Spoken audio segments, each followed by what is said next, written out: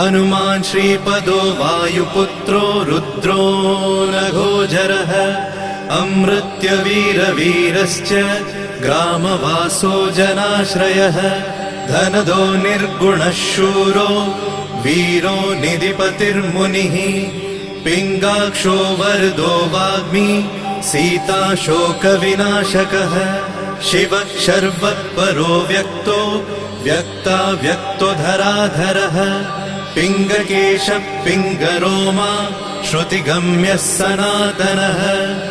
अनादिर्भगवान् देवो विश्वहेतुर्जनाश्रयः आरोग्यकर्ता विश्वेशो विश्वनाथो हरीश्वरः भर्गो रामो रामभक्तः कल्याणप्रकृतिस्थिरः विश्वम्भरो विश्वमूर्तिर्विश्वाकारश्च विश्वपः